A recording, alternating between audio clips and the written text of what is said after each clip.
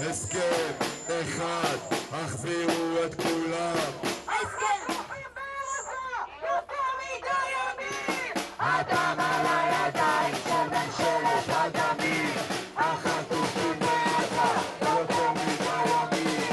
הדם על הידיים של ממשלת הדמים, החטופות בעזה יכלו לחזור חיות. הדם על הידיים של ממשלת הזוועות, החטופות בעזה יכלו לחזור חיות. הדם על הידיים של ממשלת הזוועות. תעצרו את העולם, האחים שלנו שם! תעצרו את העולם, האחים שלנו שם! תעצרו את העולם, האחות שלנו שם! תעצרו את העולם, האחות שלנו שם! תעצרו את העולם, האבות שלנו שם! תעצרו את העולם, האבות שלנו שם! תעצרו את העולם, הילדים שלנו שם! לבקשת המשטרה אנחנו עולים לזמן קצר אל המדרכה. ב8:15 במסיבת העיתונאים נרד שוב. את כולם! עכשיו! את כולם! עכשיו! את כולם! עכשיו! בהסכם! עכשיו! בהסכם! עכשיו! בהסכם! עכשיו! למה הם עדיין בעזה? למה הם עדיין בעזה?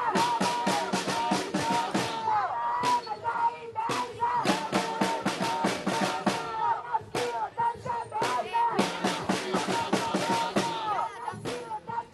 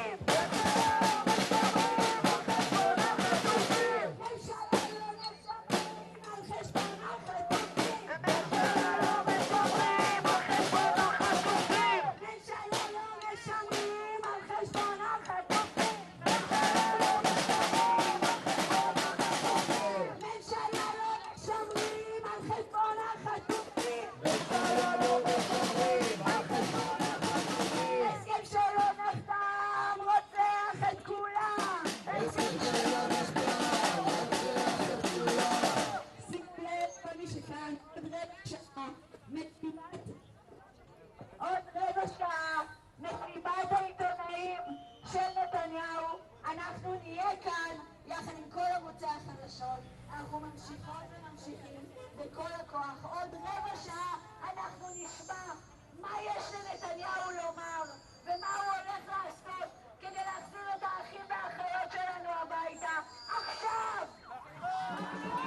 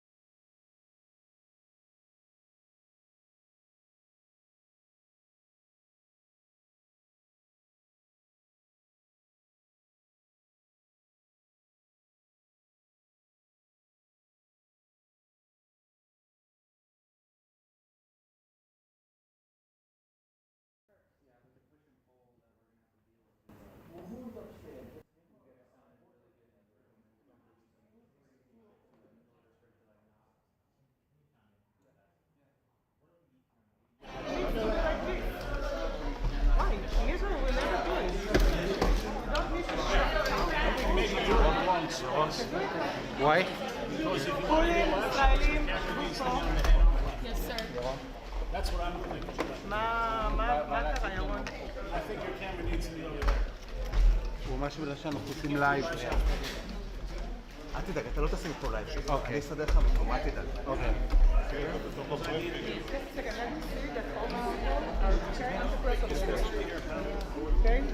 We'll not do from here. We'll not do from here live shows, okay? We're not going to do from here live shows. Don't worry. אתה עושה לי פה... תכף, קודם למקם ואז. לכל העיתונאים ישראלים שבו, שיהיה לכם פה אותם. אני רגע יושב, תכף נבין מה קורה. אני פה ליד מוריה ואני מבין. Yeah, so this is for the Israel. What press are you with? Okay, you need to go back here. This is just for the Israel Blue Press. Thank you.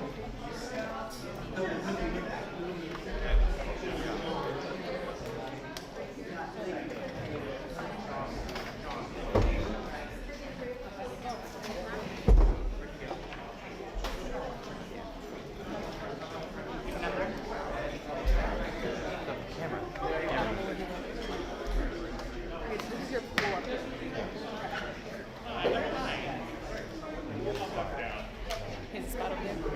Then I'm in charge of the Israel Press.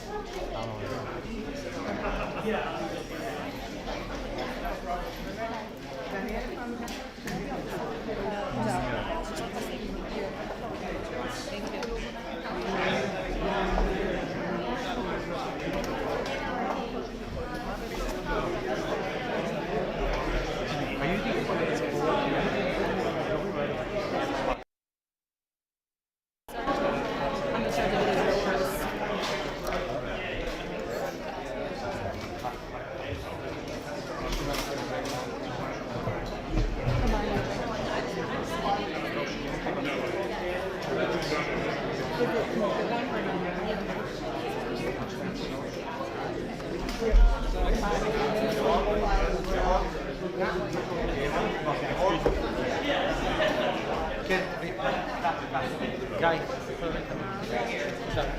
Thank you.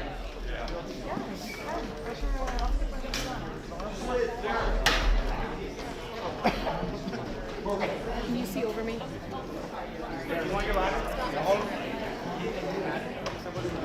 מה? לעמוד? Any more Israel press? There's like some fantasy.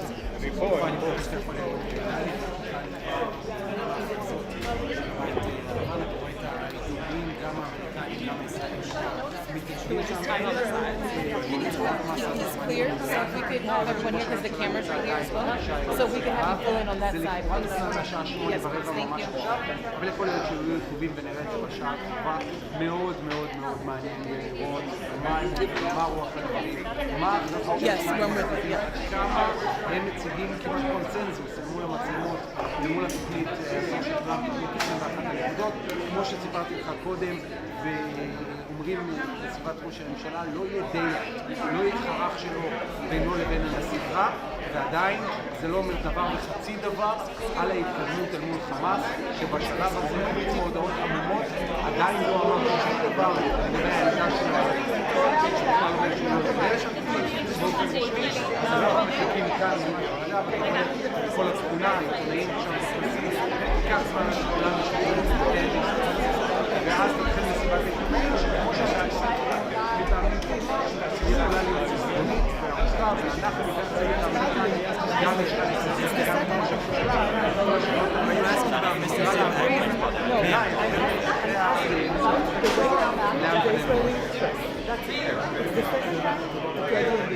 It was 2 months ago, and now Everyone's here. We let everyone in. there is no place for them. We have a place he's set up right there. No, he is not. Man, we have your photographer right there. He's set up, right?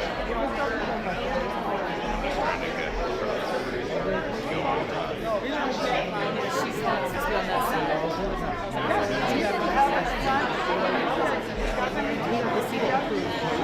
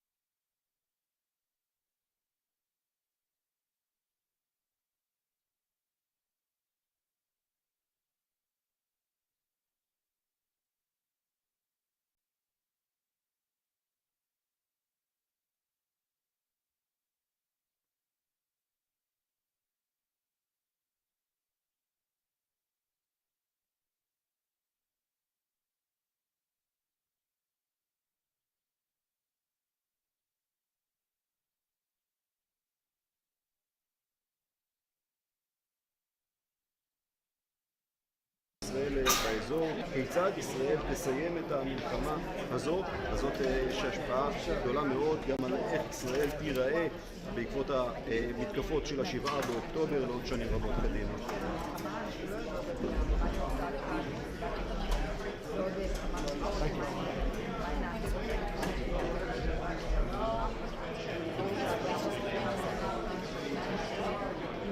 כן, הפגישה הזו מתארכת באופן טבעי. מלכתחילה צריך לומר, לוחות הזמנים לא היו יותר מדי הגיוניים. הפגישה עצמה התחילה רק בשעה 6:35 שעון מקומי, לצפות שנתניהו יצליח להבהיר לנשיא טראמפ את כל הדרישות שלו עוד לפני מסיבת העיתונאים בלוח זמנים שכזה. זה היה מעט אופטימי, נאמר כך, ואנחנו רואים, כפי שראינו גם בעבר, הפגישות האלו מתארכות לא רק בגלל אווירה טובה ומוצלחת או בגלל שהשניים האלו רוצים לבלות זמן אחד עם השני, אלא משום שראש הממשלה מבין היטב שהזמן הזה הוא זמן קריטי. כל שינוי שהוא יערוך בסעיפים שיוצגו בהסכם הזה של הנשיא טראמפ בעל משמעויות קריטיות למדינת ישראל ובשנים הבאות. Last audio check for press. Check 1 2 3 4 5 6 8 9 10. Check 1 2 hey hey. Check 1 2 hey hey. 1 2 3 4. Have you given me more? Check 1 2 3 4 5 6 7 8 9 10. Yeah, please. Check 1 2 hey hey. Check 1 2 hey hey. Check 1 2 3 4 5 6 7 8 9 10.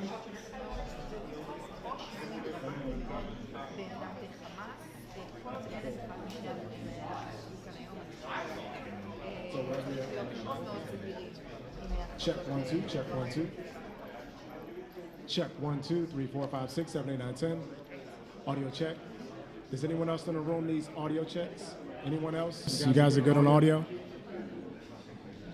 All right.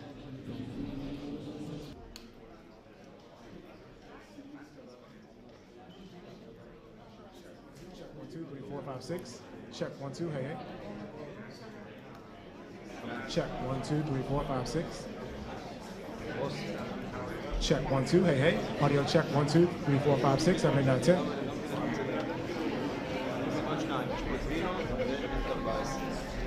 Audio check 1 2 3 4 5 6. Audio check 1 2 3 4 5 6.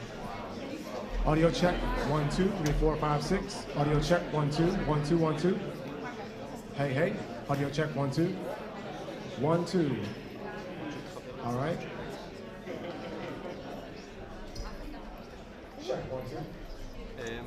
אני בודק אם אני יכול, אם מדע יכול להוציא לי את ה...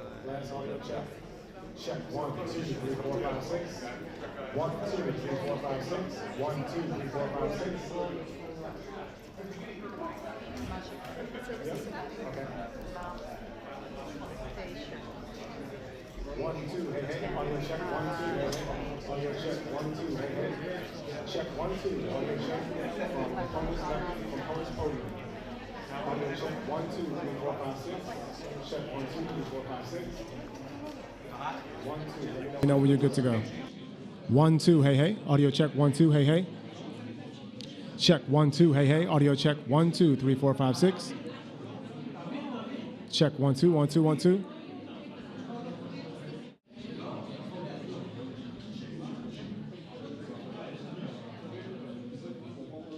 Okay.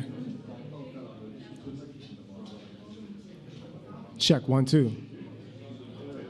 All right.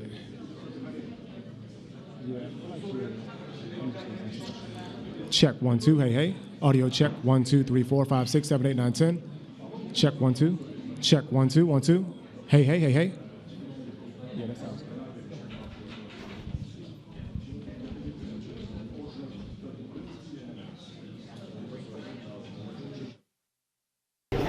הבטריה אצלך? כן, אז אנחנו מחכים כאן בחדר הנשפים בבית הלבן, ואתם יחד איתנו, אנחנו לכם כדי להבין מה באמת יגיד $1.5 זה ראש הממשלה בנימין נתניהו, האם זה כבר דן דיל או רק הבנות. לפחות לפי מה שאני שומע, אנחנו לא נשמע בזמן הקרוב על הכרזה על הסכם המדורש לאחר מכן עוד משא ומתן, להבנות עם חמאס, אבל כן ברק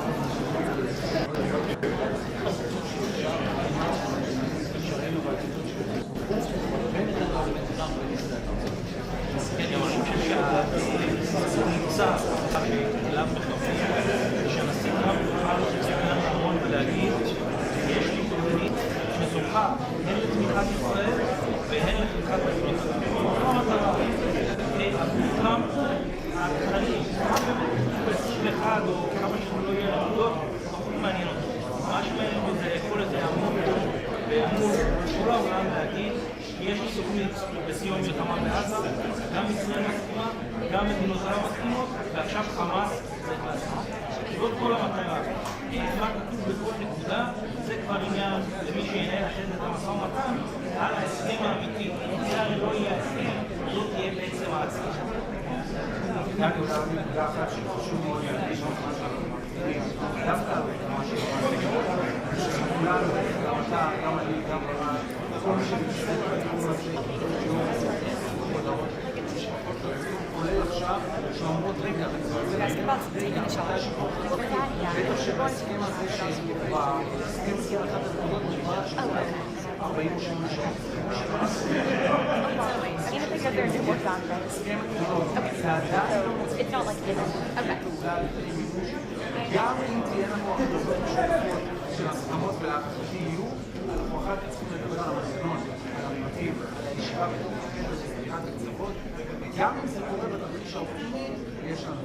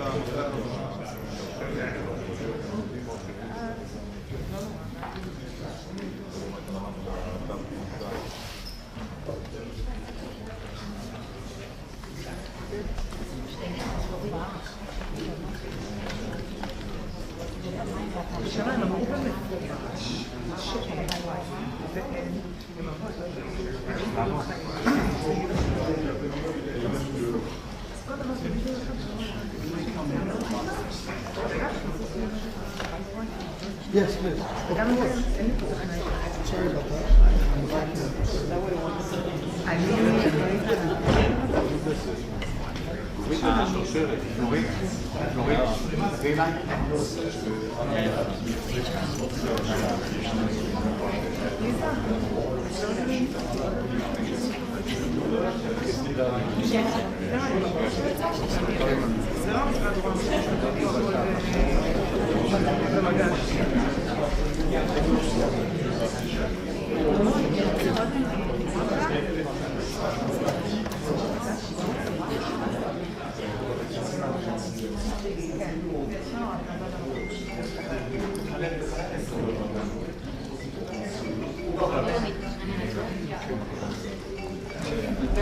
יש לכם את הלינק של הרגע, כן, אבל אתה יודע מה קרה, ואז הם עשו לכם ניסוחים, ואז אני רץ לסגת שלי, קחו מהם את הלינק, למה צריך את שלך? אתה סיימת אותי? הם סוגרות לו, הביתה למעלה שלי. יהיה כולם טוב.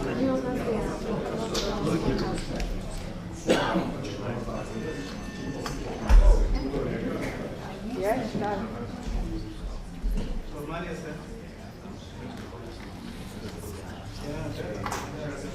יניב.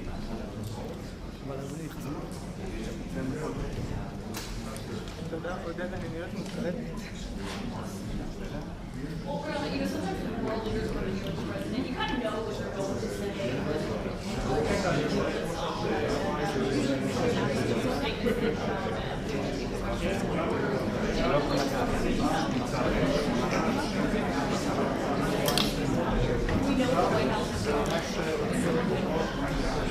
יניר, אתה יכול להביא לי כמה דברים מהר?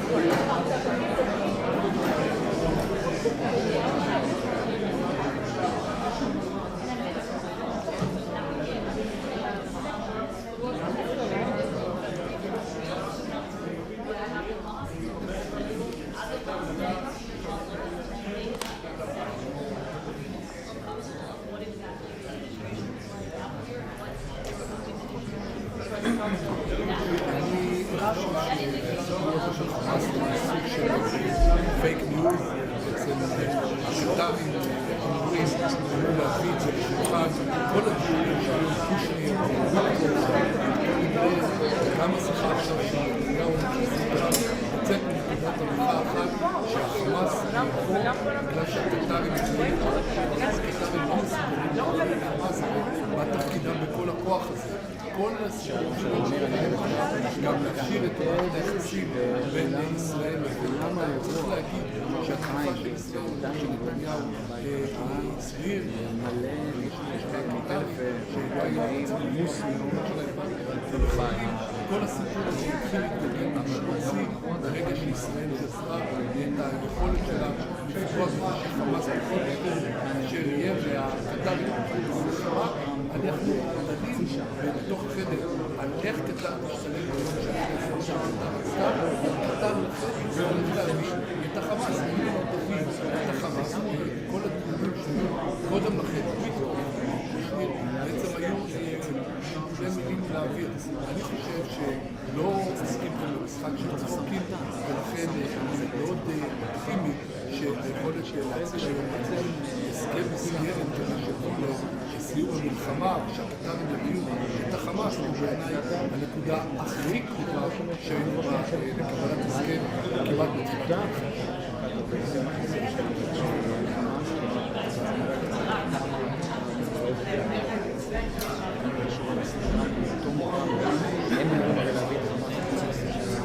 לחזור חזרה כאן שבו הסכמים היסטוריים לא מעיד אבל כן מעיד על המעמד שהאמריקאים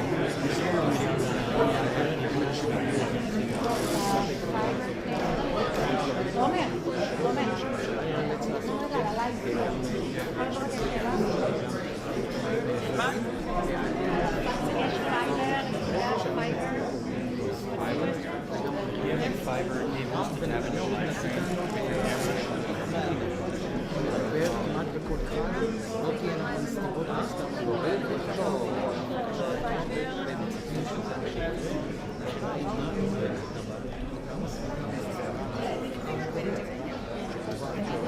No, it doesn't have a tripod because the soundman right with the tripod the right hand out is possible to it outside. I need to know if you have like a live streaming YouTube or something. Okay, and it's open. Can you send me the link? I'm trying to, because the signal is so bad so I can't. If you send me the link, I will send it. Ja, was hat ich getan?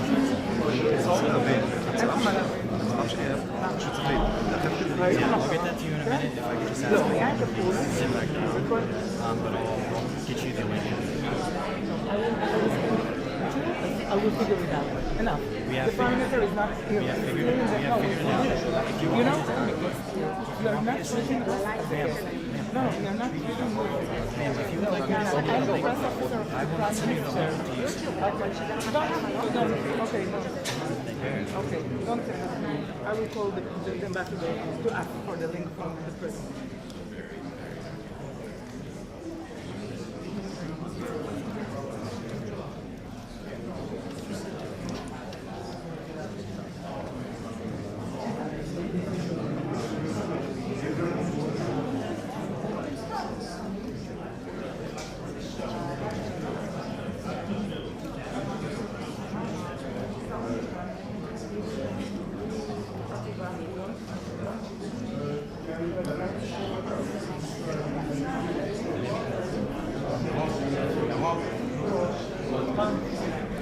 מה להגיד? עוד פעם, הדלת? אתה רוצה בכוח להיות נהדרת שוב? אמרתי בסדר.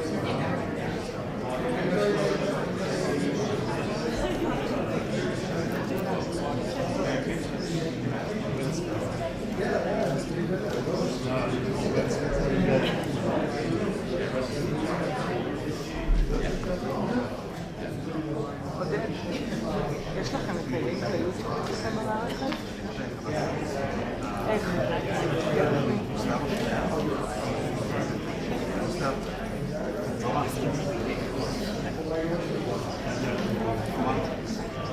מנסור, תדבר לשמוע בבקשה.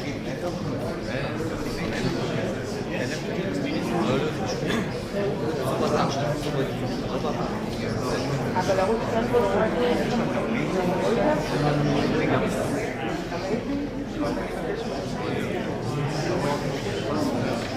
רק סוכניות? דבר עם אריק. אריק יכול איכשהו להעביר לי את זה?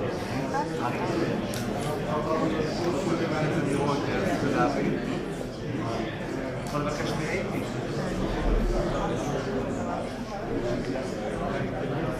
זה בירוק.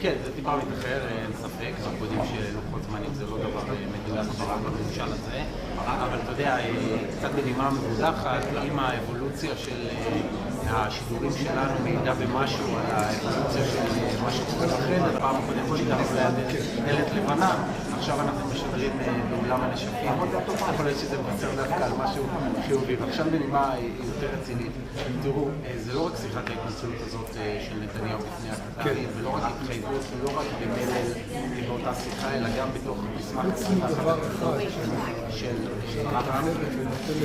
לא רק זה, שמקביל לנוכחות של נתניהו כאן עם עצמתי, יש לו נוכחות של משלחת קטרית בכירה כאן כדי לסגור את הפרטים בכל מה שנוגע להסכם. זאת אומרת, הקטרים פה בשני כובעים, מצד אחד שיחת מלל שאמורה להכשיר את ההחזרה שלהם במשא כפי שאתם מאוד מעבירים את האמריקאים, כבר ממש עבודה על הפרטים, אז זה לא נשאר רק במישור הדקלרטיבי, אלא גם במישור המעשי. סליחה שזה ככה מדווח, אבל פשוט זה מיקרופון אחד, יצאנו חוקים אחד מהשני.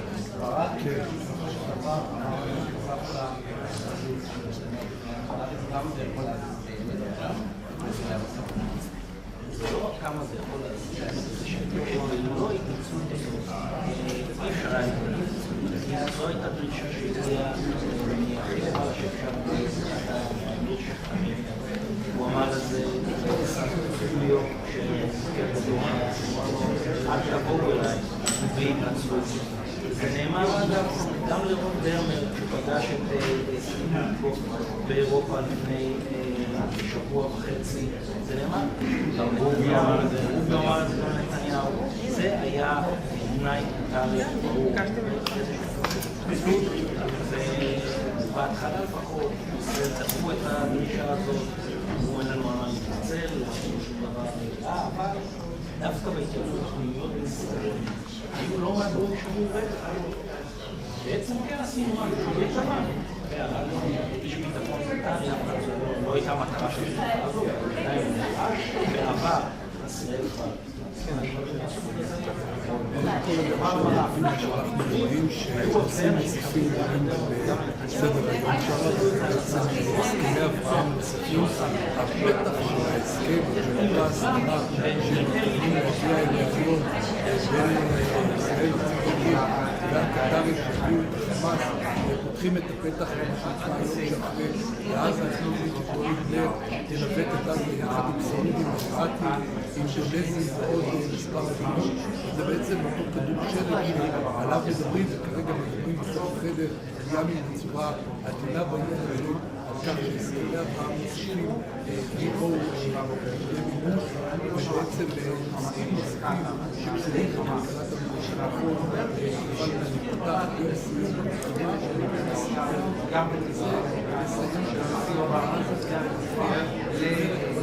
שעושים בעזה מבחינתו לעזור ושאפת התגובה שהסכמים חדשים ששמענה להרגיש ואז נשמנו יותר לא בשביל שני הסכמים והיום יש לנו רגועים להזדמנות לבעיות עסקיות שלהם וזה חלק גדול מה שאנחנו רוצים לתת לאזור ישראל אנחנו רוצים להסכים להסכמי אברהם נוספים לאו דווקא רק עם סעודים וערבים ומדינות ערב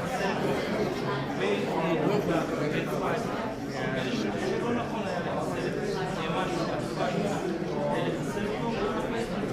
שזה לא נכון שישראל למשל דבר כמו שעשו ואני חושב שיותר מההתנצלות היא לא הנושא אני חושב לדעת שהוביל לכל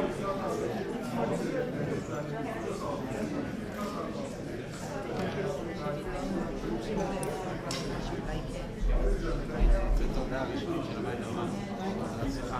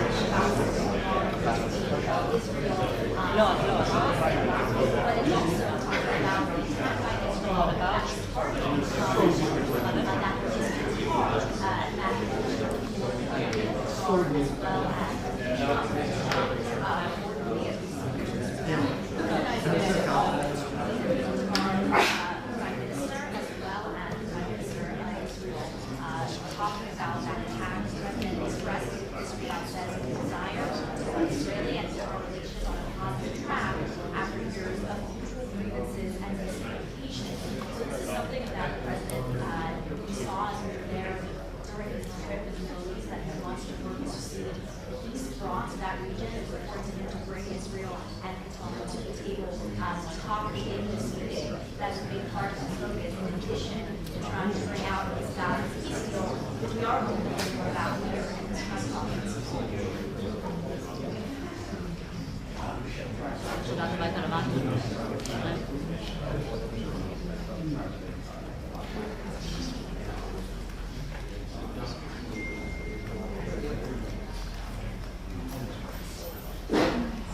We don't exactly know yet. It is delayed. We don't know exactly why. That could mean that they are still in their discussions. Could mean a positive thing, that things are going well in those discussions, or it could also mean that it could potentially start at any moment. Everybody was waiting in here and was ready for when that was going to come out. Remember, when they were here before several months ago, they were set to have a press conference, and they didn't end up having it. So we are waiting to see if this comes about. Everyone's gathered here inside. So we got here before this press conference, and to find out more exactly if they don't agree that we're not going to be high.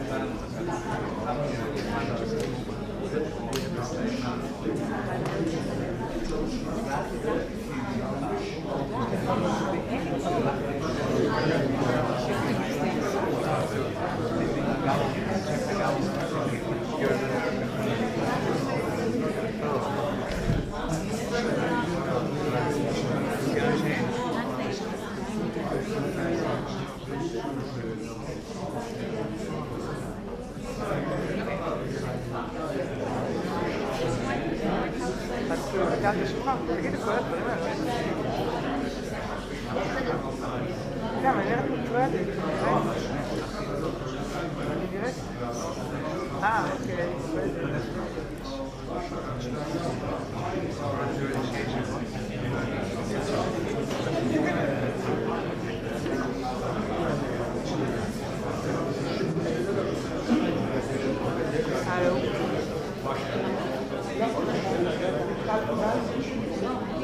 אין לי קליטה, אבל לא בגלל... אבל אין קליטה, כולם פה... אין גם לשם שלי. אין קליטה, לא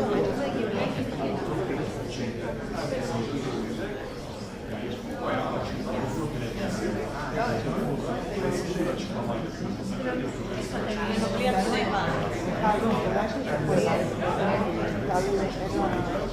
כן,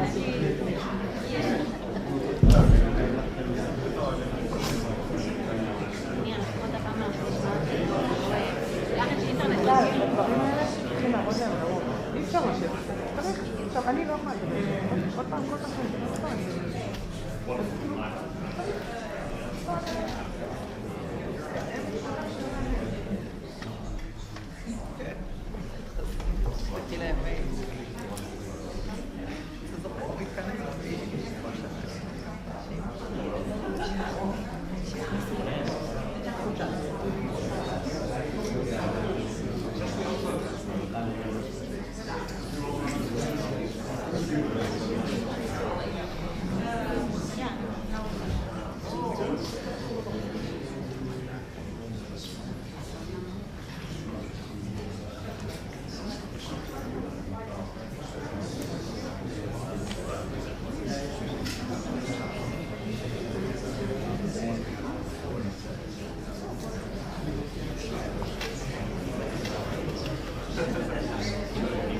רגע, אם אתה פול אז תוכל להקליט.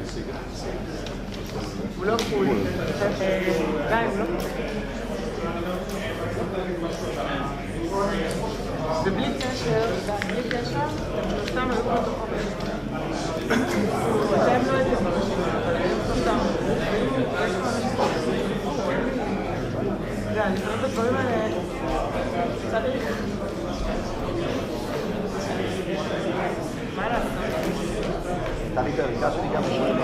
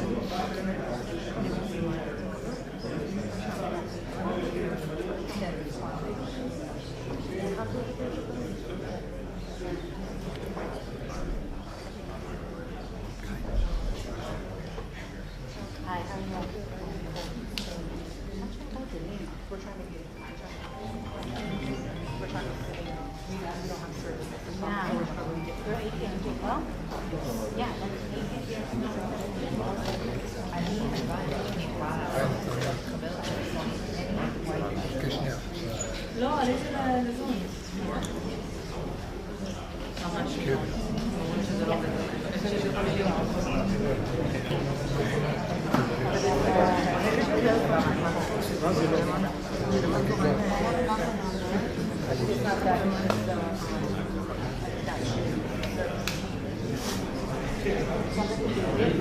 רגע, אני אתן לך טלפון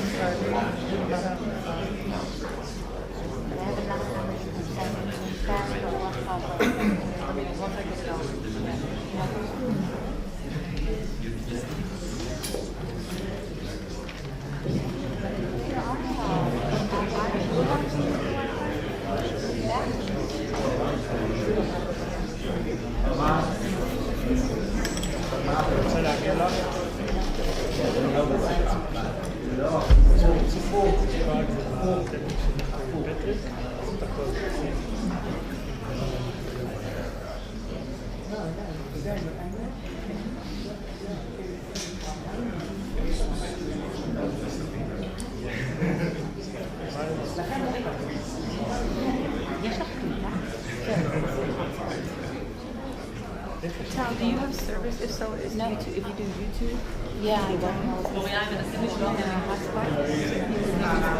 כמה זמן בינו? קדוש, שאלנו אותך מה קרה.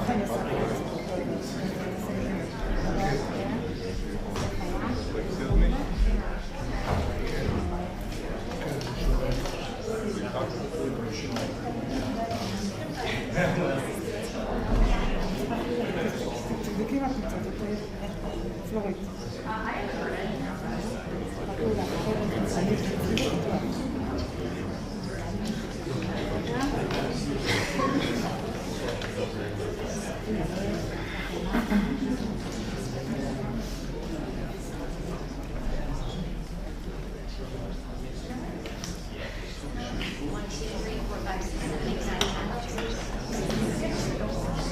אחד, שלוש, שתיים.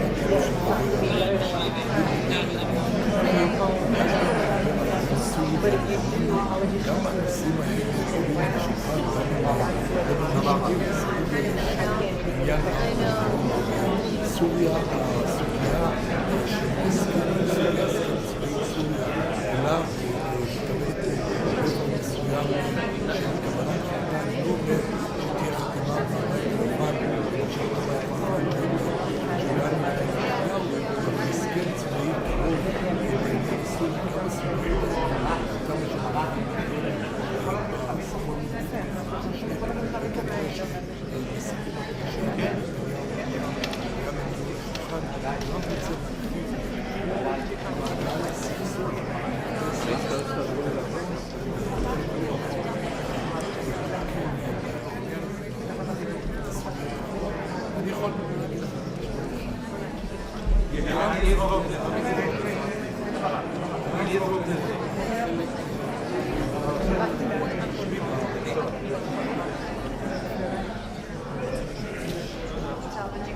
Yeah, I get it from my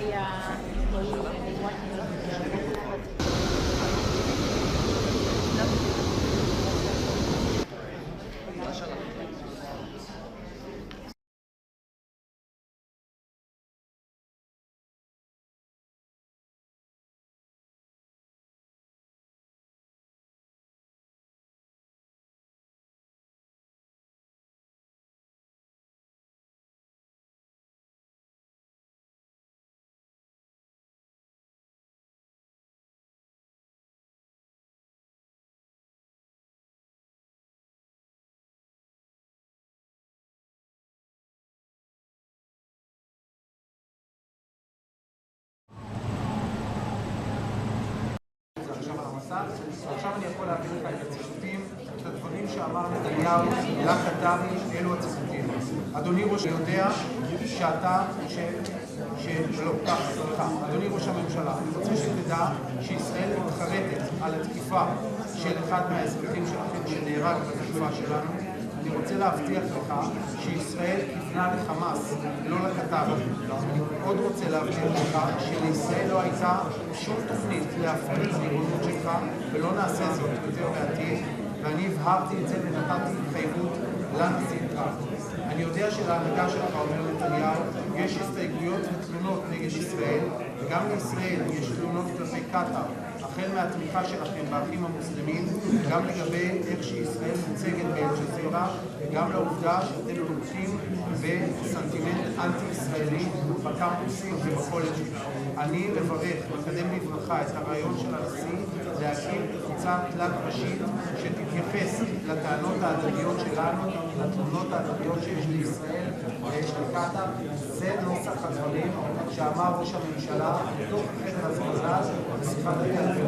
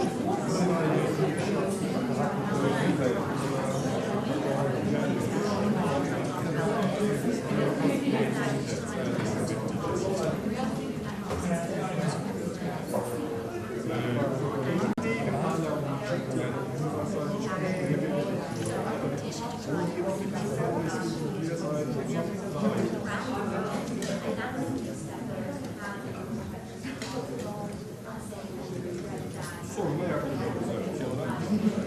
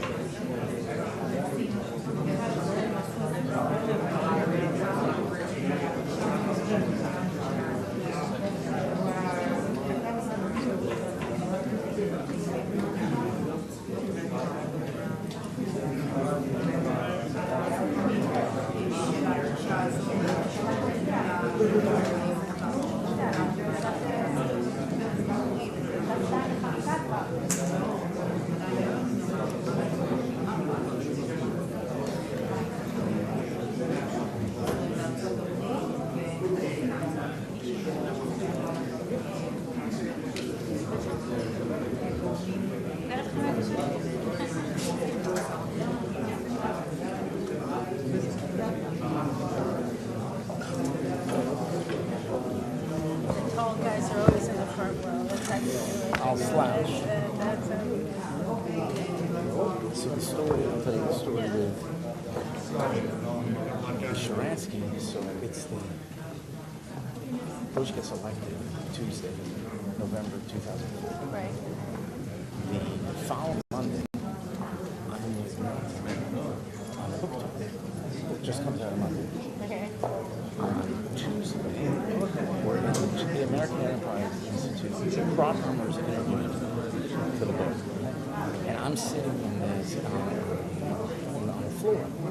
And I'm getting my phone. It keeps vibrating. And this is before a smartphone. And I'm thinking, after about 6 times, something must happen to a member of the family. So I step outside. And I said, this is the way we'd like for you and Minister Sharansky to come and see the president.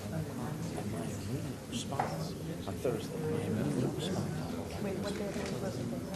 Tuesday. And they say Thursday, the next 2 days later, they want you to be there Tuesday. It was like the next day or the day after that.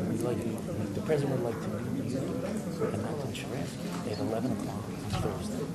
I said, my leader said, this is someone's budget. I said, no, I can't do it. We have the Pope and one, we're not able to work it, right? And then they said, no, this is really the White House. It was 2 o'clock, so 2 o'clock the president. I said, we got the Pope at 3, we can't work it. And they say it again. I said, well, we got the Dalai Lama at 1, we got the Pope at 3, we're not able to fit him in. He goes, would you like to call back? And leave it. And I look at my phone, and the phone only says 202. No, it has no, I think at 202. So I said, I understood, I got it, and then we were in the Oval Office 2 days later. It was supposed to be a half hour, it went on for like an hour and 10 minutes. And because Natan was so humble, he didn't tell anybody how it was, but basically, it affected the whole policy administration. The problem that they had is they allowed for the elections to happen. So stupid, and Natan wanted to see how we do things. And sister, you know you're going to be destroying the idea of freedom without it ever being changed. Because you're Russian, you're an election. Who said that? Anyway. Well, it's because they simplified the whole concept of democracy. Purple fingers, yeah, exactly.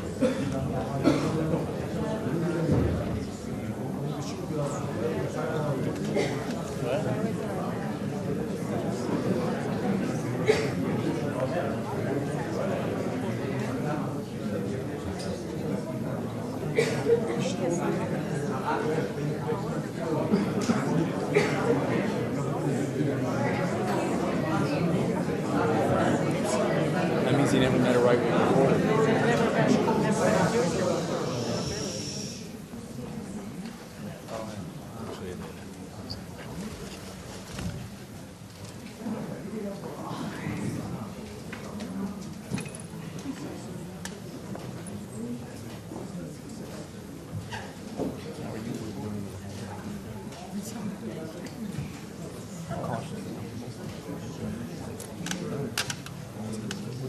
said yesterday, after you addressed me down, I apologize for the violation of your sovereignty.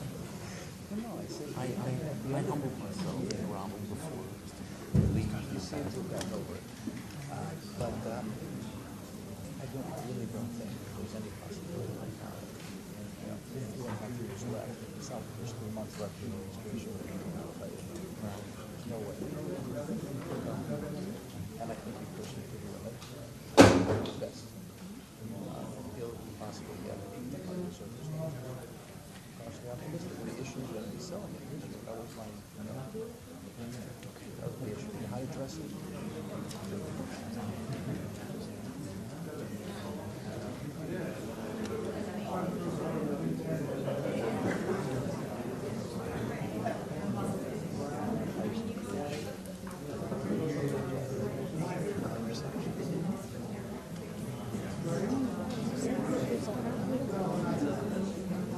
No.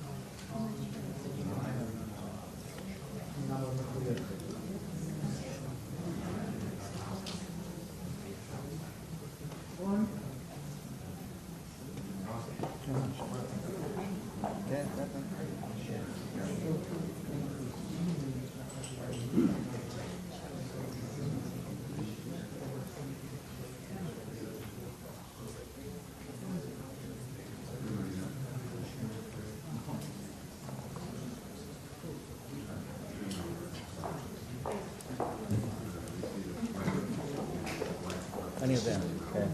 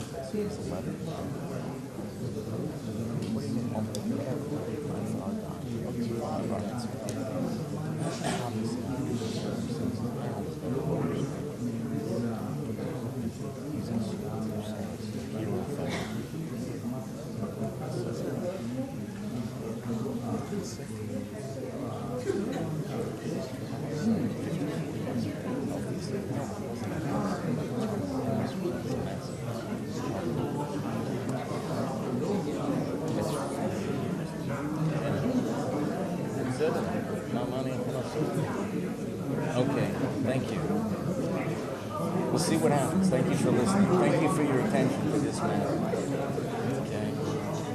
The people of Israel, thank you for your attention to this matter.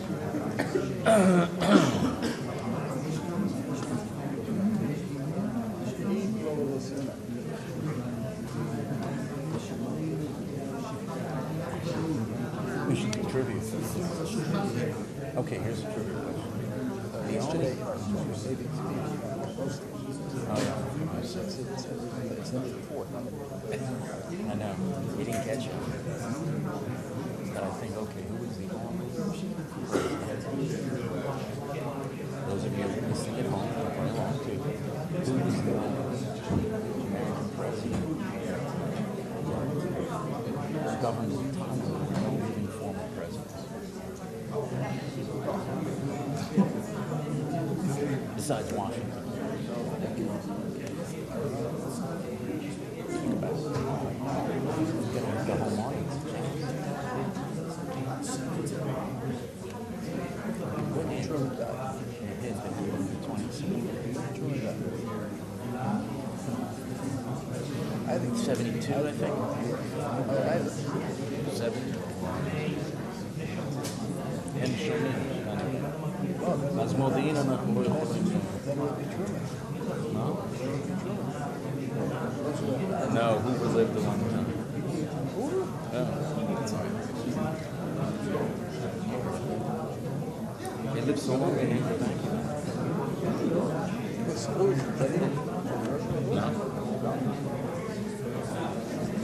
Okay, have you let the home audience join? The answer is Richard Nixon.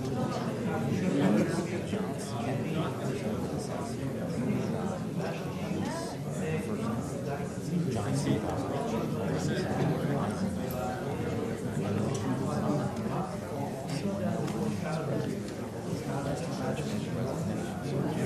They're listening to you.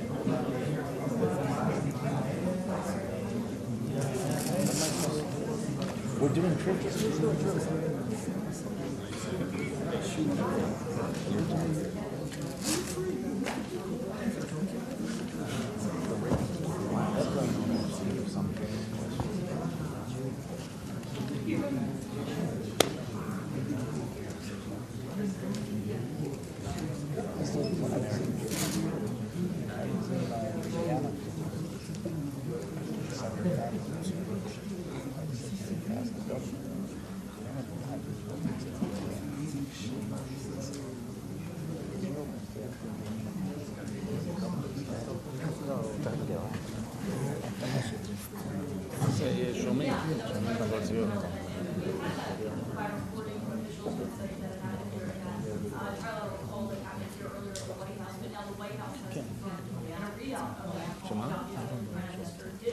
לא, נכון, בוודאות. לא, זה...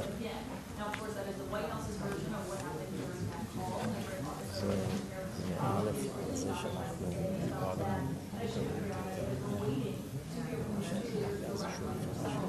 Right. The nation has gathered here inside the state dining room. We have not seen the U.S. delegation yet. I know about 20 minutes ago the meeting was still ongoing, so as we see the president is conferring with his top officials before coming out here.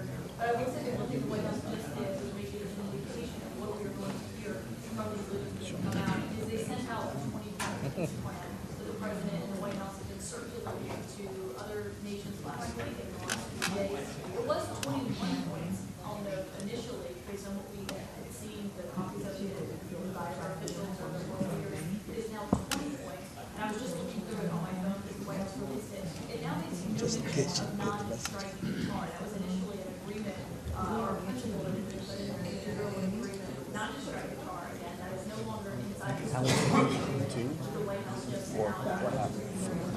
So we'll see what these tweets mean. America's 500 pounds so the average is Abe said it,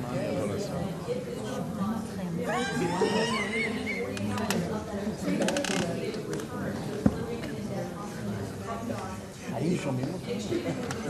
ידעת? Now that timeline is 21 yards. That is 72 hours for that to happen. Or whether or not any of that happens still remains to be seen, and also remains to be seen if Hamas I do that with every state population. Population comparison. The treasure more.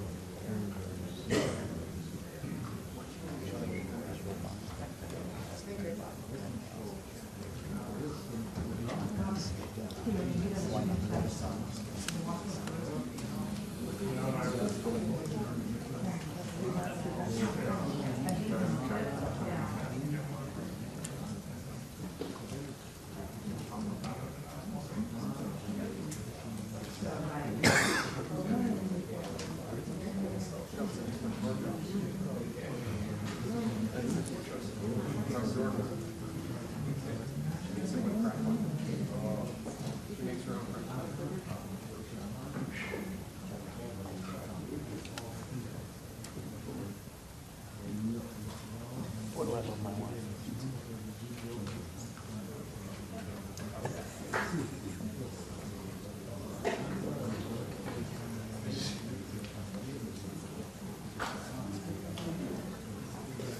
Wish I could say the same.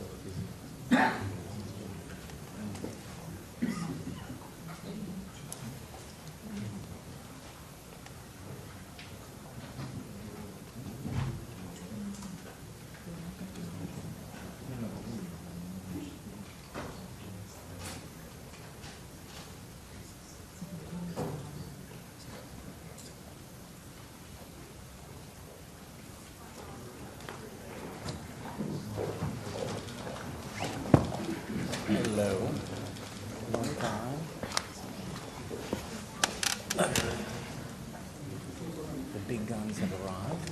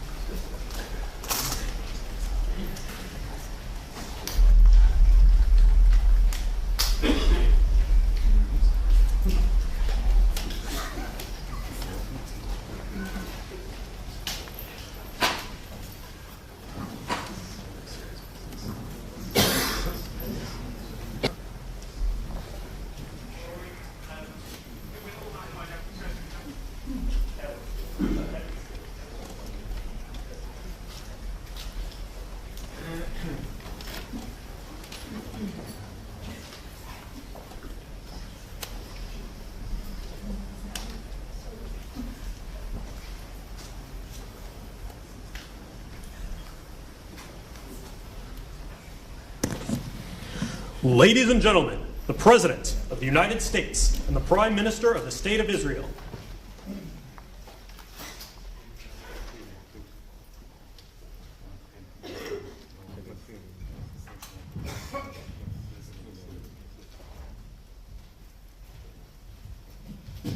Thank you very much, everybody.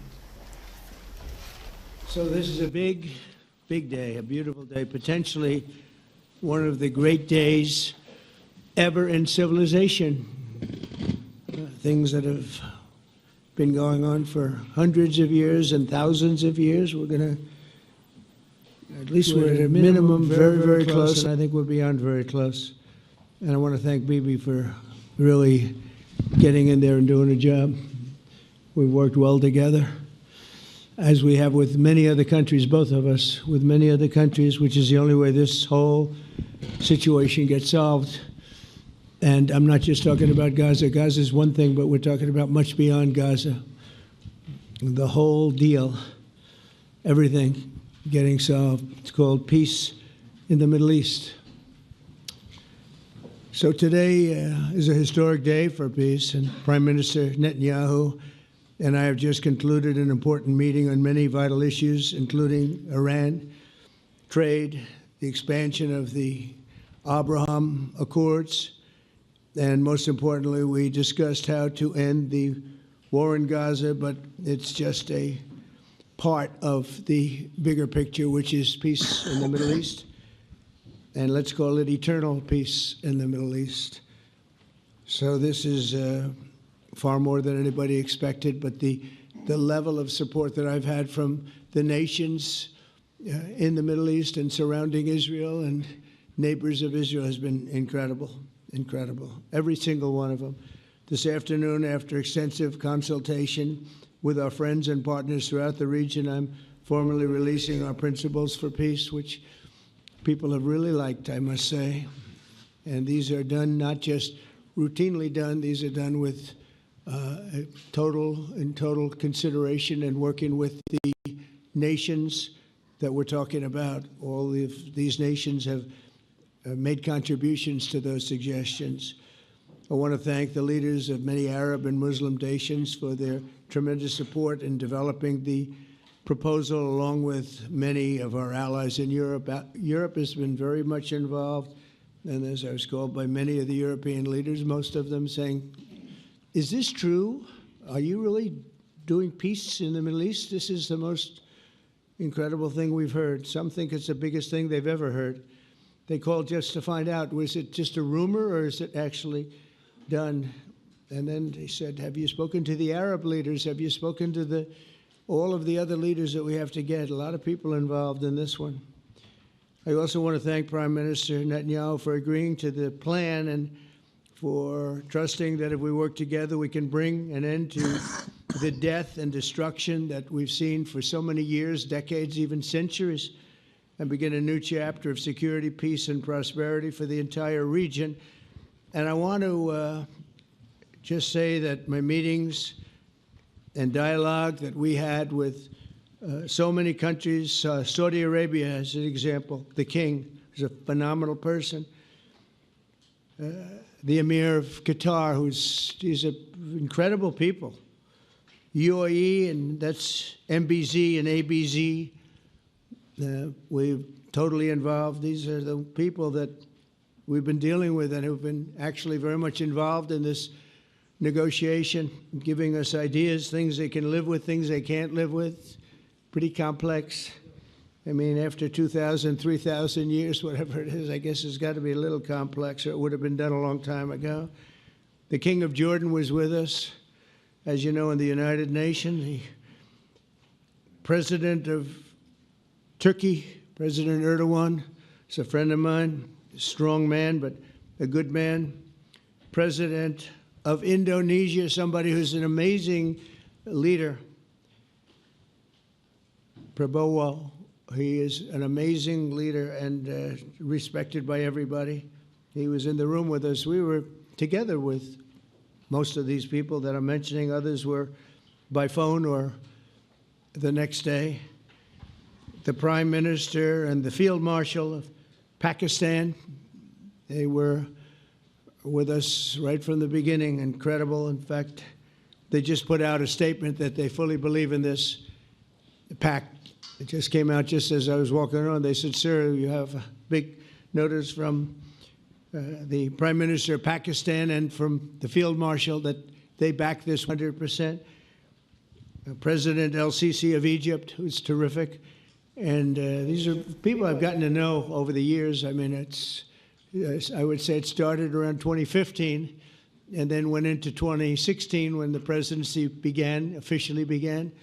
But I've known him actually for a long time, and there are many cases really great men. I can't say in all cases, but I will tell you in many cases they're great men and some great women too. They tend to be mostly men, however, I will say that. But if accepted by Hamas, this proposal calls for the release of all remaining hostages immediately, but in no case more than 72 hours.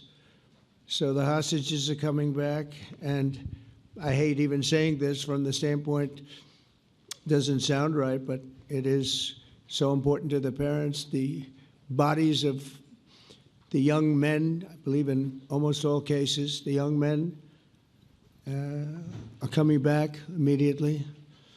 I met with parents. The parents felt as strongly about getting the body of their dead boy back as they did as though the boy were alive and well.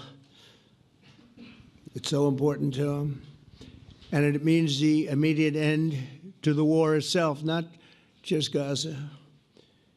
It's the war itself. Under the plan, Arab and Muslim countries have committed, and in writing in many cases, but I actually would take their word for it. The people I mentioned, I'd take their word for it, to demilitarize Gaza, and that's quickly. Decommission the military capabilities of Hamas and all other terror organizations. Do that immediately. And we're relying on the countries that I named and others to deal with Hamas. And I'm hearing that Hamas wants to get this done too, and that's a good thing. And destroy all terror infrastructure, including the tunnels, weapons of production facilities. They have a lot of production facilities that we're destroying.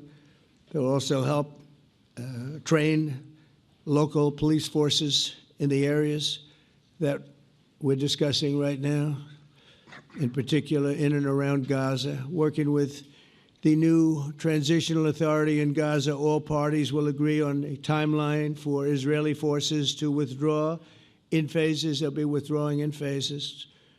No more shooting, hopefully, as progress is made toward achieving these goals. Arab and Muslim nations need to be allowed the chance to fulfill these commitments of dealing with Hamas. They have to deal with them because they were the one group that we have not dealt with. I haven't dealt with them. But the Arab countries are going to, and Muslim countries are going to be dealing with Hamas, and I believe they've already been there. I think they probably have an understanding, and they haven't maybe mentioned that, but I would imagine they do. Otherwise, they wouldn't have gone as far as they've gone. If they're unable to do so, then Israel would have the absolute right and actually our full backing, the U.S. full backing. Marco's here, and a lot of our leaders are here, our great Vice President, Susie Wiles, Steve Witkoff, Jared Kushner. They've been so involved in this process. I don't think anybody else could have done it or even come close. But it's we're right there. We're right there. First time in thousands of years, I think you can probably say, if you really look into it, if you study back, if you're a scholar, you would say thousands of years. Israel would have my full backing to finish the job of destroying the threat of Hamas. But I hope that we're going to have a deal for peace. And if Hamas rejects the deal, which is always possible, they're the only one left. Everyone else has accepted it. But I have a feeling that we're going to have a positive answer. But if not, as you know, Bibi, you'd have our full backing to do what you would have to do.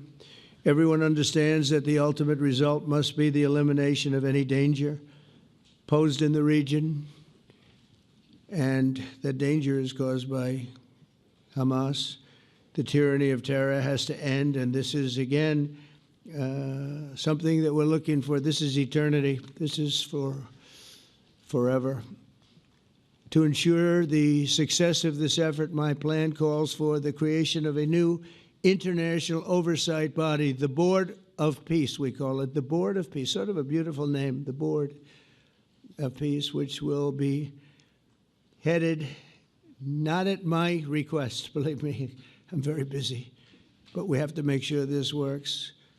The leaders of the Arab world and Israel and everybody involved asked me to do this, so it would be headed by a gentleman known as President Donald J. Trump of the United States. That's what I want, is some extra work to do, but it's so important that I'm willing to do it, and we'll do it right, and we're going to put leaders from other countries on, and leaders that are very distinguished leaders, and we'll have a board, and one of the people that wants to be on the board is the UK former Prime Minister, Tony Blair, good man, very good man, and some others. And they'll be named over the next few days. And it'll be quite the board. Working, everybody wants to be on it now. I don't know if that had anything to do. They named me and everybody else wanted to be on it. I guess they figure, well, he's a soft touch. He'll be easy to deal with. Working with the World Bank and others, it will be responsible for recruiting and training a new government that will be made up of Palestinians, along with highly qualified experts from all around the world. Hamas and other terrorist factions will play no role in the board, but they'll play no role in the governance of Gaza at all, directly or indirectly. As you know, thousands of Hamas leaders have been killed and soldiers have been killed. And we can never forget October 7th, but thousands have paid the price for that. And now it's time to get our hostages back and get back to trying to build something that's really great and very important. In our meeting today, Prime Minister Netanyahu was very clear about his opposition to a Palestinian state. And he continuously mentions October 7th, and I understand that. Most people do. And I understand and respect his position on many things, but what he's doing today is so good for Israel. I noticed that they have large crowds gathering in Israel all the time, and they have my name up. They like me for whatever reason, Bibi, I don't know, but they do like me. But they say two things: please get the hostages back, and please end the war. They've had it. It's had it. So I think it's a very popular thing you do, because he's a warrior. He doesn't know about getting back to a normal way of life, but he is a warrior, and Israel's lucky to have him. But now the people want to get back to peace. They want to get back to normalization in a true sense. Several countries have foolishly recognized the Palestinian state. As you know, some of our European friends, allies, good people, but they're really, I think, doing that because they're very tired of what's going on for so many decades. They've been presidents and prime ministers for years, and during this time, having to do with the Middle East, all they're doing is talking about the same thing over and over. They want to see it get back. And nobody wants that more than me, or I believe Bibi too. But the people of Israel want it. They really want it. They want the hostages back. That includes the probably 32 bodies that we're talking about, 20 people that are living, 32 or so people that are dead, and they want to have peace. So let us not forget how we got here. Hamas was elected by the Palestinian people. Israel withdrew from Gaza thinking they would live in peace. Remember that a long time ago? They withdrew. They said, you take it. This is our contribution to peace. But that didn't work out. That didn't work out. It was the opposite of peace. They pulled away. They let them have it. And I never forgot that, because I said, that doesn't sound like a good deal to me. As a real estate person, I mean, they gave up the ocean, right? Ron, they gave up the ocean. They said, who would do this deal? And it still didn't work out. They were very generous, actually. And they gave up the most magnificent piece of land in many ways in the Middle East. And they said, all we want to do now is have peace. And that request was not honored. Instead of building a better life for the Palestinians, Hamas diverted resources to build over 400 miles of tunnels and terror infrastructure, rocket production facilities, and hid their military command posts and launch sites in hospitals, schools, and mosques. So if you went after them, you'd be after them, and you wouldn't even realize you ended up knocking out a hospital or school or a mosque. That terrible thing, terrible way to have to fight. No fight is good, but that's a real bad one. So there are many Palestinians who wish to live in peace. Many. I've seen so many of them. And they have support. And I challenge the Palestinians to take responsibility for their destiny, because that's what we're giving them. We're giving them responsibility for their destiny, fully condemn and prohibit terrorism and earn their way to a brighter future. They don't want the life that they've had. They've had a rough life with Hamas. If the Palestinian Authority does not complete the reforms that I laid out in my vision for peace in 2020, they'll have only themselves to blame. We're giving them an amazing footprint, and they have amazing support from the leaders of the Arab world and the Muslim world, the great leaders. These are great leaders. These are unbelievable leaders that have built great countries and very wealthy countries. What the future holds for the Palestinians, no one really knows, but the plan that we put forward today is focused on ending the war immediately, getting all of our hostages back, getting everything back. Hard to believe when you even say it, and creating conditions for durable Israeli security and Palestinian success. Israeli security is going to be involved. We're going to help you. We'll be there with you in terms of helping with security. We want to make sure it works. We just want to make sure it works. There shouldn't be a shot fired. Now, there will be, I guess, because that's the way it seems to be, but they shouldn't have to be within a few days. There shouldn't have to be a shot fired. Maybe for eternity. Wouldn't that be nice? I hope it's true. I can tell you the leadership of that region feels that there's a good chance of it being true. So this will lead to this agreement that we're talking about will lead to a sustainable, long-term peace. No president in history has been a greater friend of the state of Israel than I have, in addition to negotiating the Abraham Accords. I like to say it that way because the real people, that's what they call Abraham. I would say Abraham, but it's so much nicer when you say Abraham. So much more elegant. But the Abraham Accords are amazing. Jared, you did that along with your group of geniuses, and nobody thought that could be done. We have 4 countries, and Sleepy Joe Biden didn't do a thing. He didn't even know what the hell they were. He should have had them fold up. But I think this will also lead to packing them. And who knows, maybe even Iran can get in there. I hope, we hope we're going to be able to get along with Iran. I think they're going to be open to it. I really believe that. But they could be a member. I long ago said, I'll bet you at some point Iran will be a member of the Accords. And little did I realize it was going to take this turn. That was some turn we did with the B-2s.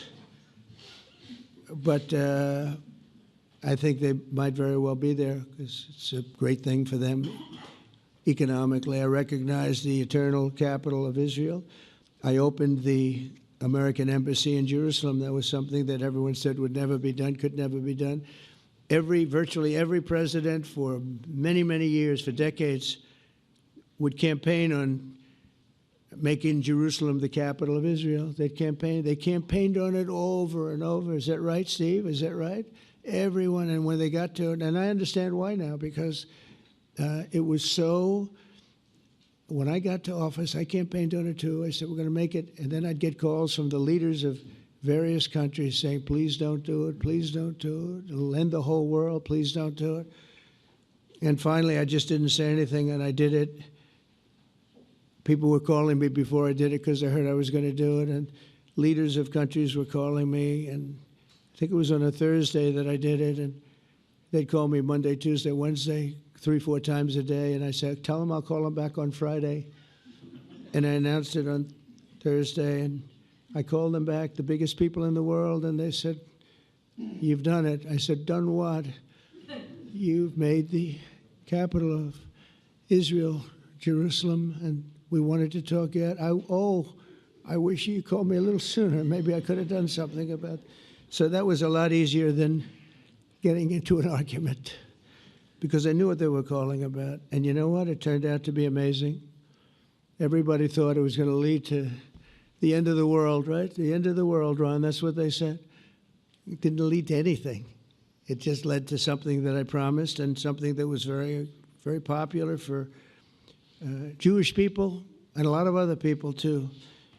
I recognize Israeli sovereignty over the Golan Heights, and I cut taxpayer funding to the corrupt United Nations Relief and Works Agency. And United Nations was interesting because, as you know, a few days ago they introduced me. Ladies and gentlemen, the President of the United States, I'm looking at my teleprompter, and the thing was dead, stone cold, dead. The thing's up here. I have a long, beautiful speech to make. I'm back 30 feet back, and I'm saying, they're introducing me. There's nothing on my teleprompter. So, but I made a speech. I actually got good marks. You think Biden could have done that? I don't think so.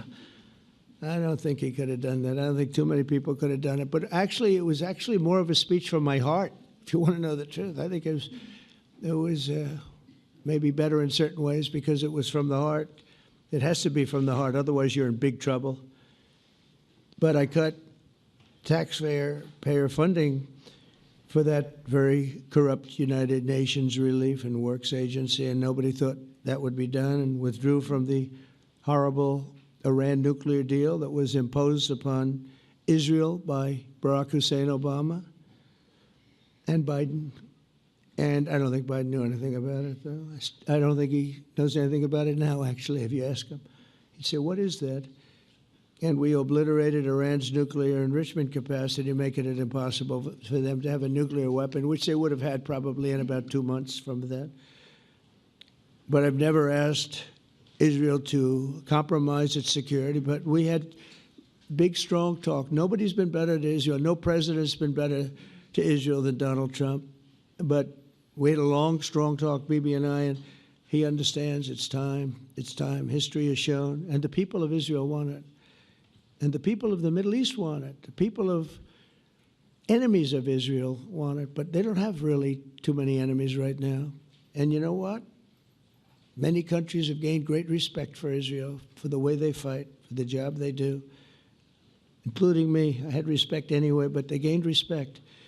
History has shown us that those who have relations with Israel have thrived, while those who have devoted resources and attention toward the destruction and even annihilation of Israel have languished. They haven't done well. Israel is not going anywhere. They're going to coexist with other people and countries in the region, from Syria to Lebanon to Saudi Arabia. The promise of a new Middle East is so clearly within our reach. This is the closest we've ever come to real peace, not fake peace, not political fool's peace. If we can get this difficult problem solved, the opportunities for all within that vast region of this world, it's a vast region, it's unlimited.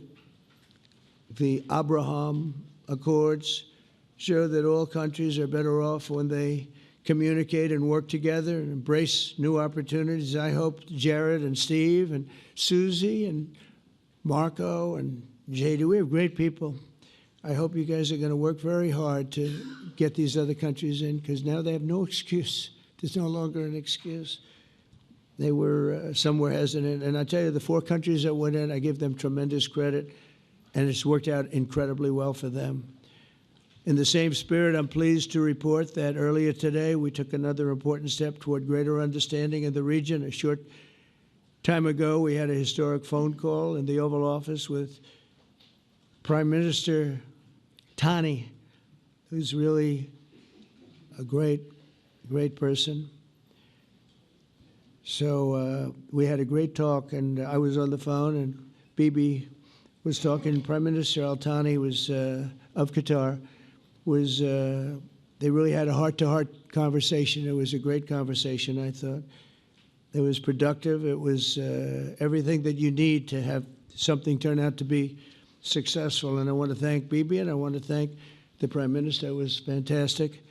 We agreed to launch a formal trilateral mechanism between Israel, Qatar, and the United States to begin a dialogue to enhance mutual security, correct misperceptions, and avoid future misgivings. And I want to thank Qatar, its leadership, and the Emir. He's a fantastic person. I think, I'm going to be his public relations man because I know him differently than a lot of people know him. But he wants peace. He wants to see peace. And his people, and they really acknowledge the critical role that they've played as mediator. And again, we're not quite finished. We have to get Hamas, but I think they're going to be able to do that. So now it's time for Hamas to accept the terms of the plan that we've put forward today. And again, this is a different Hamas than we were dealing with, because I guess over 20,000 have been killed. Their leadership has been killed 3 times over. So you're really dealing with different people than we've been dealing with over the last 4 years, 5 years. Everyone has done their part and come to the table in good faith. Our Arab and Muslim partners are fully prepared to step up and fulfill their commitments for the benefit of the people of Gaza and the entire region. They're willing to step up and do a lot. They really are. There are a lot of good people involved. Everybody who wants to see an end to the violence and destruction should be united in calling for Hamas to accept the extremely fair proposal so that we can end the war and get us back our hostages right now and have everlasting peace. And I look forward to having relationships with everyone. As the chairman of the board, I'll be involved, and we'll have meetings with some very smart people that'll be working over there to make sure that we haven't just been wasting time with an agreement that doesn't get done. The task of building peace will not be easy. There are some of the hardest problems in the world to solve, and that's why it's been going on for so many centuries. But too many lives are at stake not to try, and this was more than a try. I mean, I think this is something that gets done when you have virtually every country, and these are powerful, powerful countries that have a lot of money, and the money can make things happen. A lot of countries try, and they don't have any money. These are very rich countries that can make things happen. So together we'll forge a much safer and more hopeful future for everybody. including Israel. And I want to thank Prime Minister Netanyahu for his partnership. And I want to thank all of the leaders, the kings and the emirs and the presidents and prime ministers, people I mentioned. And they've been absolutely fantastic to work with. And it's just happened very quickly. It's happened from a couple of weeks before I had a couple of meetings, but a couple of weeks before we went to the United Nations, and we had some incredible meetings. It all came to place. It all took place, and everybody wanted to be a part of it. I don't have anybody that's saying we don't want anything to do with it. It's just the opposite. And I'll tell you, a couple of years ago, a year ago, I don't think we would have had this kind of participation, Mr. VP, right? I don't think we would have had. It's been amazing. The participation was 100%. Everybody wants to be a part of it. And everybody, those very strong countries, everybody wants it to work. So, Bibi, congratulations on this. I think this will be your crowning achievement, frankly. If this all works out, we think it will. It's going to be your crowning achievement. And I want to thank you very much for being here. Thank you. Please. Thank you. Thank you. Mr. President, first I want to thank you for graciously hosting me once again in the White House. And second, I want to thank you for your friendship and for your leadership. From Jerusalem to Tehran, from the Golan Heights to Gaza, you've proven time and again what I've said many times. You are the greatest friend that Israel has ever had in the White House. And Mr. President, you and I both know it's not even close. While you focus at home on making America great again, your leadership abroad is changing the world for the better, ending wars and advancing peace.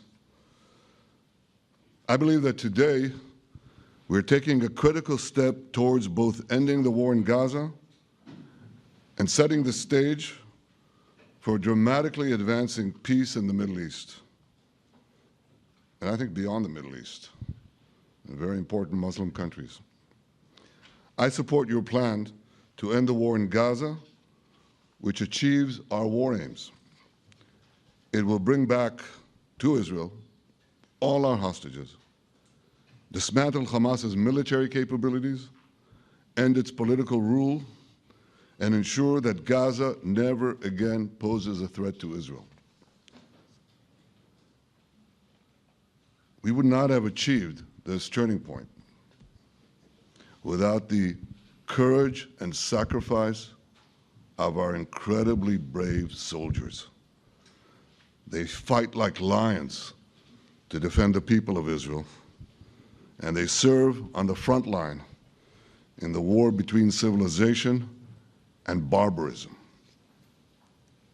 Mr. President, when our two countries stand shoulder to shoulder, we achieve the impossible. Just a few months ago, in Operation Rising Lion and Operation Midnight Hammer, we struck a decisive blow against Iran's nuclear and ballistic missile program. Your bold decision to send those B-2s made the region safer and the world safer.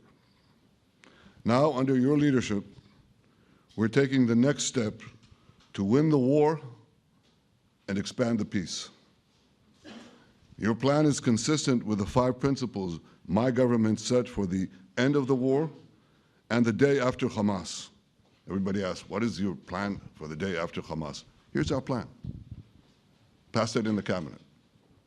All our hostages, both those who are alive and those who died, all of them will return home immediately.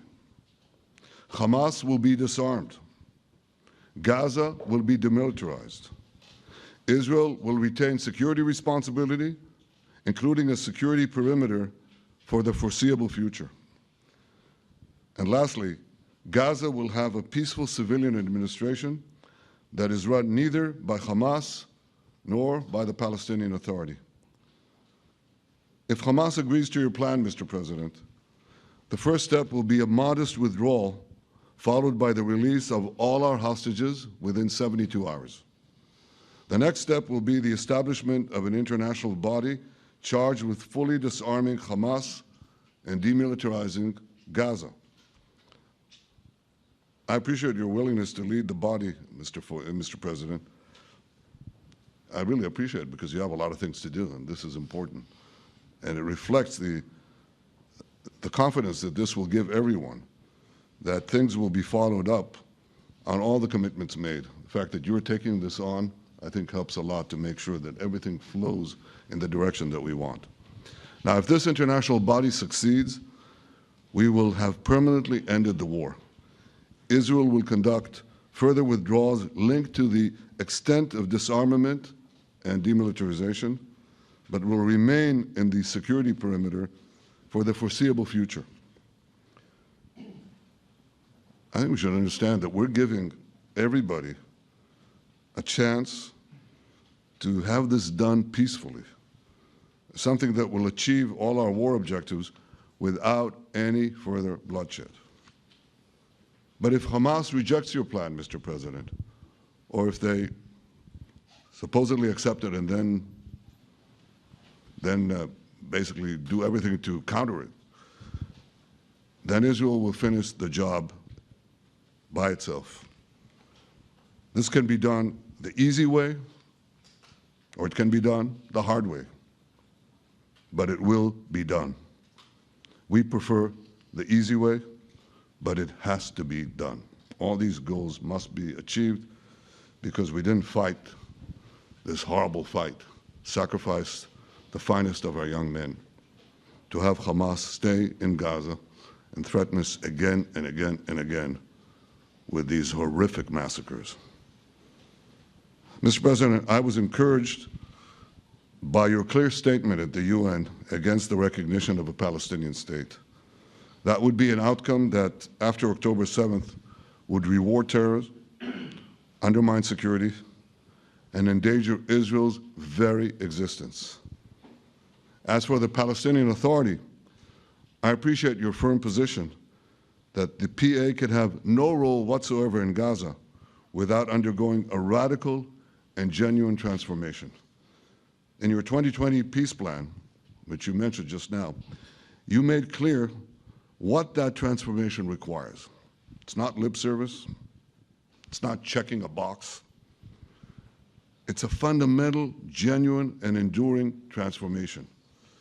And that means ending pay to slay, changing the poisonous textbooks that teach hatred to Jews, to Palestinian children, stopping incitement in the media, ending lawfare against Israel at the ICC, the ICJ, recognizing the Jewish state, and many, many other reforms.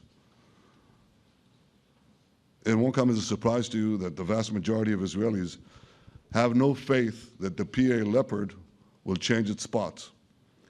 But rather than wait for this miraculous transformation, your plan provides a practical and realistic path forward for Gaza in the coming years, in which Gaza will be administered neither by Hamas nor the Palestinian Authority, but by those committed to a genuine peace with Israel. I think this can be not only a new beginning for Gaza, I think it can be a new beginning for the entire region. Under your leadership, we can re-energize, well, I've got to contribute my own, we can re-energize the Abraham Accords. That's what it's called in the original Hebrew, Abraham. Abraham is fine, Abraham, however you want to call it. Under your leadership, Mr. President, we can re-energize the Abraham Accords that we forged 5 years ago. We can expand them to many more Arab and Muslim nations that choose moderation over extremism. I think there's an opportunity here. It's not going to be easy, it's tough going, but I think if we succeed, you're absolutely right. We're going to open possibilities that nobody even dreamed of. But I think we dream of them. As you've told me, Mr. President, and you've told the world many, many times, you said, remember October 7th. Remember October 7th. And we do. We will never forget the horrors of October 7th, and we will do whatever is necessary to make sure they don't happen again. Since October 7th, Israel's enemies have learned a hard truth. Those who attack us pay a heavy price, but those who partner with us advance progress and security for their peoples. President Trump just said it. It's also in the Bible. It says, those who will bless you will be blessed, and those who will curse you will be cursed. And that's actually what is happening. We want the blessings. I think we've done a lot in the past 2 years to end the curse. We're not finished, but we've done a lot. And we've done a lot together to end the curse. I want to thank your entire team for their efforts to get to this point.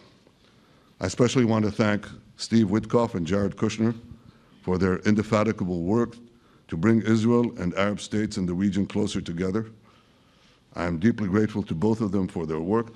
We had a phone call today just to make it clear. I said to the Prime Minister of Qatar, Israel was targeting terrorists, wasn't targeting Qatar. And of course, we regretted the loss of the Qatari citizen, wasn't our target. And I very much appreciate President Trump's proposal to have a trilateral body, the United States, Israel, and Qatar, to work out respective grievances. There are quite a few. But if we could try to mitigate them or put it on a different footing, I think that'll be good for everyone. Above all the people, the fine team, the many helpers who've done this, I want to thank you, Mr. President.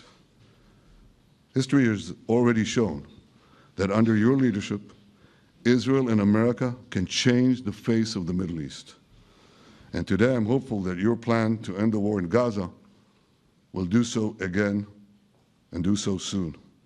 It will free our hostages, end Hamas's tyranny in Gaza, and enable a more secure and prosperous future for the peoples of our region. Thank you, Mr. President. May God bless America. May God bless Israel. May God bless the indispensable alliance between our countries. And may I add in Hebrew, G'mal Chatima Tova, may we all be inscribed in the book of life. Thank you. Thank you very much, Peter. So I think while we wait for these documents to be signed and get everybody in line, I think it maybe is not really appropriate to take questions. I'm meeting with, as you know, the country, but keeping our country open. They're going to have to do some things because their ideas are not very good ones. They're very bad for our country. So we'll see how that works out. But this is something that was really historic today. This was something that was amazing. I think, Bibi, I mean, depending on you, I think while we're waiting for signatures and waiting for approvals from a lot of different countries that are involved in this, we probably shouldn't take questions? Or would you like to take a question or two from perhaps a friendly Israeli reporter, if there's such a thing? That's a very, very tough proposition. But I would think, Mr. President, that I would go by your instinct that this is, we'll have enough time for questions. Let's settle the issue first, I think. No. Thank you very much, everybody. Thank you.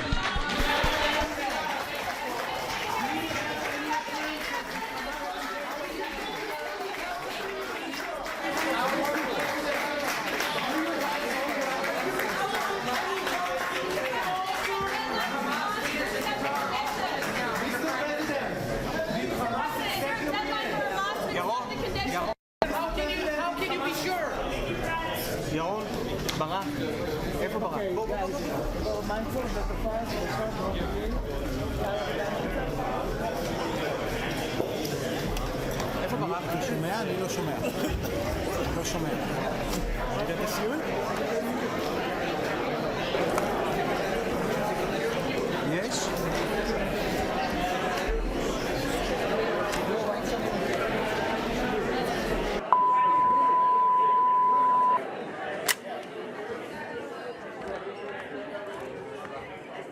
Would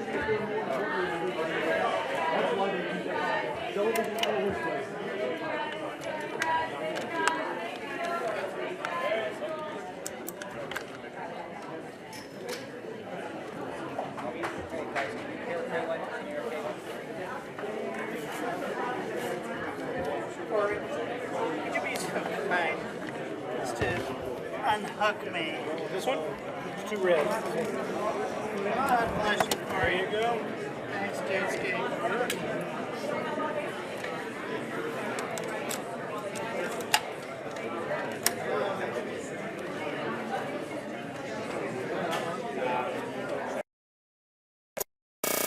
Hamas is not on board. And it's also not clear, I should say, whether Netanyahu is fully 100% on board with this complete plan. That was one of the questions we were going to ask. Also, how much time does Hamas have to respond to all of this? We heard loud and clear from the president what happens if they don't agree.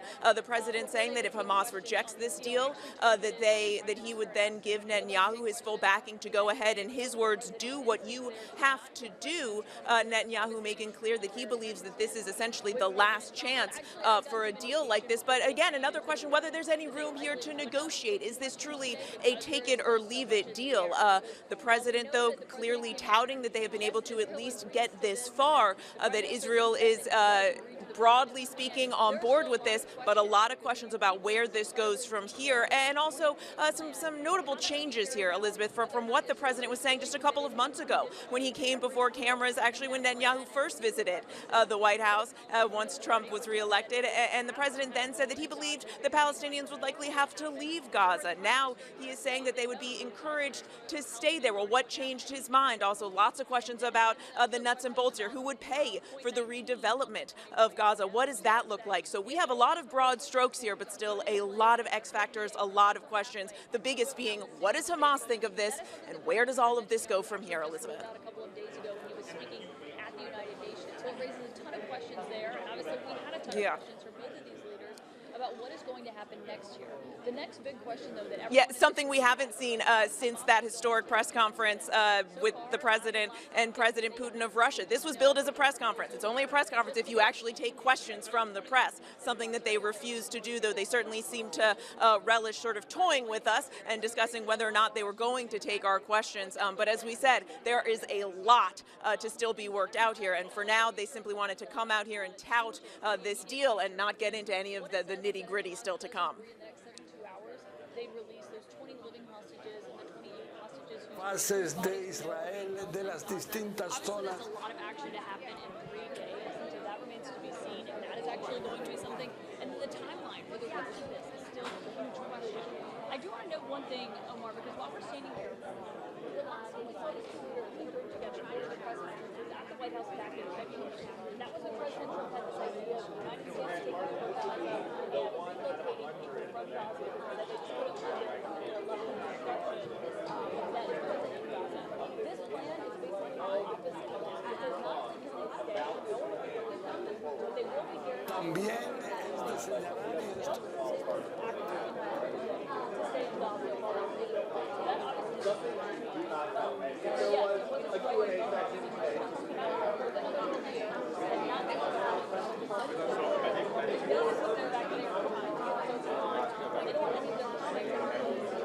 Acuerdo. Es curioso, lo más interesante, digamos así, es que este Consejo de Paz estaría encabezado por Donald Trump. Entonces, esto es... Yeah, and one thing I'll note, I do try to stand up and ask a question.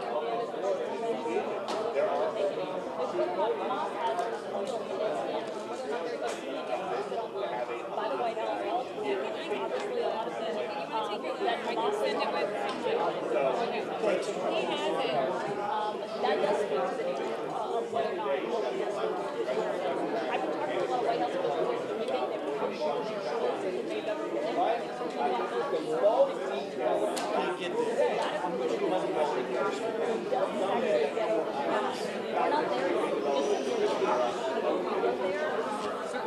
Thank you. That is no indication they have said yes yet, whether or not they even actually have this plan.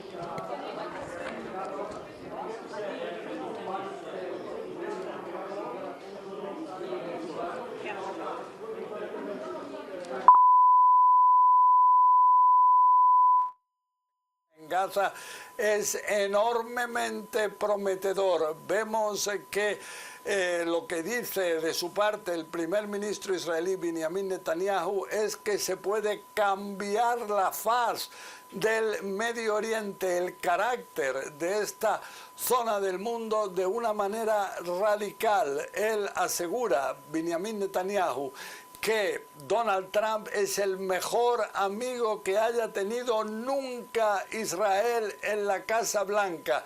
También asegura que aquí realmente se crea una oportunidad de poder llegar al fin del conflicto, de comenzar una nueva era en el Medio Oriente, y entonces todo esto realmente está ahora creando unas expectativas enormes, pero como digo, la base de todo es que jamás acepte este acuerdo. Es algo para lo que va a estar presionado por el mundo árabe, por el mundo musulmán.